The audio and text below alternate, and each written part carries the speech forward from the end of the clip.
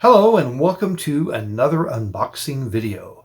This time it's something for some retro computing for my Amiga, my recently restored and working Amiga 2000 HD. This one I'll need some help with my good friend Wolf to make it happen, but let's take a look at the box. Let's see what's inside. All right, so this box is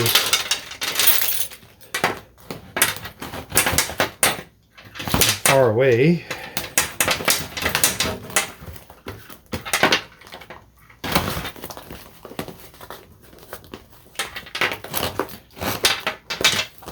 Got it. Oh, come on.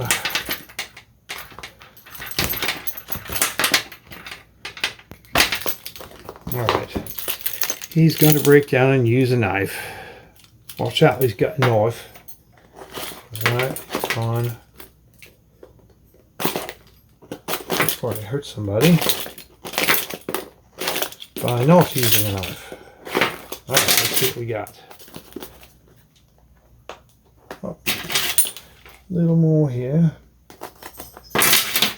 I'm going to blur out my address. So that is why the upside down process should let me out.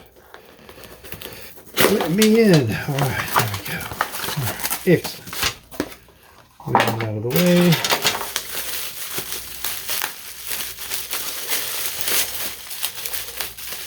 So this particular item, we got two of. One for me, and one for my friend Wolf.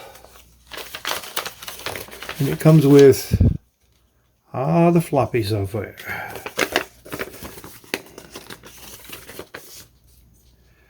So here is the instructions. Nice.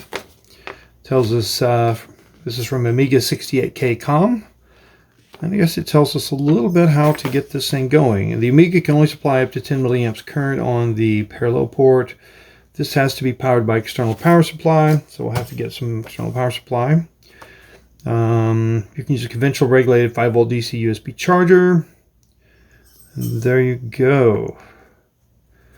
And then it gets into some terminal commands, shell commands that I don't know anything about. But my friend Wolf, who is the one who was most excited about this purchase, I'm trying to find the edge there.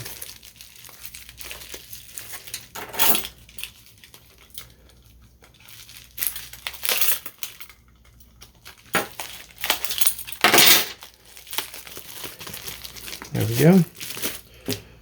He wanted one of these. This is basically Ethernet. There's a power port.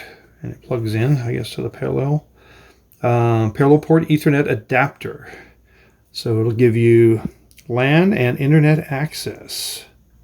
And there's a relay to automatically switch device on and off. And it works with a 500, 600, 2000. I have a 500 and I have a 2000. And we power it externally, and then it's just setting up the TCP IP stack, I think is what Wolf said. I'm still not very network savvy, but he will figure that out. But we needed this to make it happen, so one for him, one for me. So until he has time to play, I will probably just leave that, like most of my retro computing purchases, waiting to be done. Okay, now you see what we have. It's going to be a process, but hit subscribe, and hopefully later I'll have time to make some videos to put up what I learned from the adventure of getting this piece of hardware to work. Thanks for watching.